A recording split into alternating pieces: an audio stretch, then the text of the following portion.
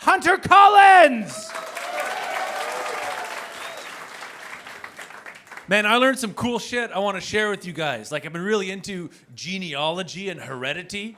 You know, like when a baby's made, it inherits half its genes from either parent. Like, you may have inherited the genes that determine something like your eye color from your mom's side, or say your hair texture from your dad's side. Did you know, though, that as a guy, you can actually inherit the genes that form your penis from your mom's side? Isn't that crazy? Some of us have our mom's dick.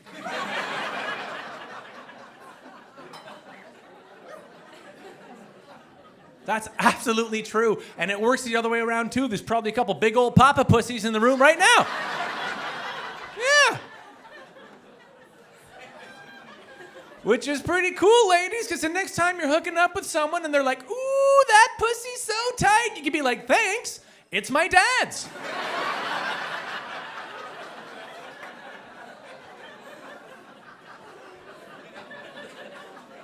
It could even be your grandpa's pussy. You never know. Sometimes it skips a generation. And that's why it's bald. Nice little piece of writing there. But I'm really into like animal documentaries, all that BBC Planet Earth stuff. Man, that stuff's the best. Best narrator ever, David Attenborough. All that old British guy who narrates everything. I think he's getting kind of senile, though. Because the stuff he says in his narrations is like brutally obvious stuff you don't even need to say out loud. Watching one episode and Attenborough's just piping off like, here we have the Pacific Ocean. An ocean so big it can be seen from space. It's a pretty big ocean, Dave. But he also says stuff that catches you by surprise when it comes out of the mouth of like this 90-year-old British guy. Same episode, he's going on like, here in the Pacific Ocean, the sharks gather for feeding season, releasing a viscous cloud of shark poop. A cloud so big it can be seen from space. And he's always comparing the size of shit to other shit. He'll be like, here in the savannah, the elephants travel trunk to tail in a line as long as 14,000 antelope chins. I'm like, how long is a single antelope's chin? This is how David Attenborough measures everything, just in animal anatomy. Imagine trying to get directions from David Attenborough. Hey, Dave, how far is it from here to Cincinnati? 3,000 beluga dicks to Cincinnati from here. Just find one, measure it, pace it out, you'll get there. But recently I watched Planet Earth 2, and it's a way more depressing vibe. Because as you know, our planet is dying. Planet Earth 2 is way depressing, man. They just got this little shot of a frog on a leaf. Attenborough's all quiet. He's like, here we have the rare South American reticulated glass frog. Get a good fucking look at it, because they're all dead.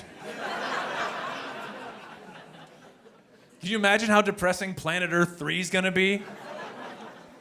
They'll just show you a shot of some skinny polar bear on a melting iceberg. Here upon this ice floe, the starving polar bear sucks a guy off for a piece of fish. Just have this emaciated polar bear in a Charlotte Hornet starter jacket sucking a guy off. I was watching this one TV show. You may have heard of it. It's called Hannibal. You guys seen the TV show Hannibal? It's about Hannibal Lecter from Silence of the Lambs. And on this show, Hannibal, the FBI is trying to apprehend a cannibal. So the FBI hires Hannibal to help find the cannibal. Now, the caveat here is the whole time, the cannibal is Hannibal. Goddamn FBI just can't put it together. At no point on this TV show does anyone say, maybe the cannibal's the guy whose name's one fucking letter away from the word cannibal. It's like the laziest writing in the world. Imagine you're watching some like murder detective show on Netflix. Final episode of the season, some detective runs into the room like, we've uncovered the identity of the axe murderer. It's Max Blurderer. It rhymes with axe murderer. Should have known his old man Blurderer. It does rhyme after all. You ever watch a movie where someone drops a line so funny and badass, you start to hope you'll get an opportunity to use that line in real life? I was watching this old Van Damme movie called Hard Target. And if you haven't seen Hard Target, Van Damme's helping this lady find her dad who is missing, but like he's a hobo who was hunted down by the wealthy for sport. And Van Damme's pretty hot on like the main dude's trail, so he sends henchmen to kick his ass. This henchman finds Van Damme, whacks him over the back with a baseball bat, and he goes, "Word of advice. Get the fuck out of Dodge and tell that bitch girlfriend of yours to point her titties north and step on the gas."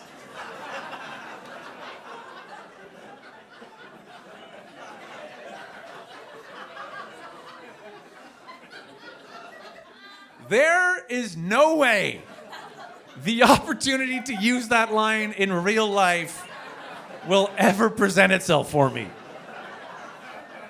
Never run into some tourist who's like, "Which way's the beach? Point your titties north and step on the gas."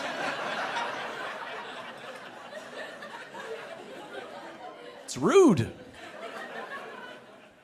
I feel like we're really ungrateful about a lot of the movies that come out nowadays as a society, especially these like $500 million superhero blockbusters. You know, these movies where like our wildest childhood fantasies come to life on a giant screen in 3D in a moving fucking seat.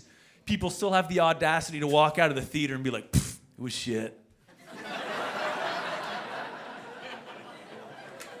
It's always people with shit jobs who say that too. You're like, "What do you do? You're a fucking dog walker. You're nothing." You know what we had in the 80s? We had Christopher Reeves as Superman, and that was an hour and a half of a man planking in front of a blue screen like this.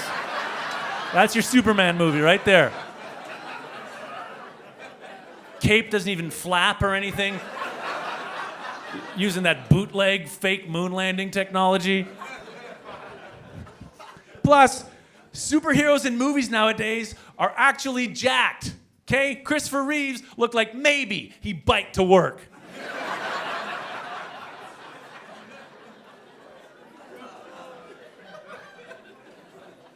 Yo, who's microdosing tonight?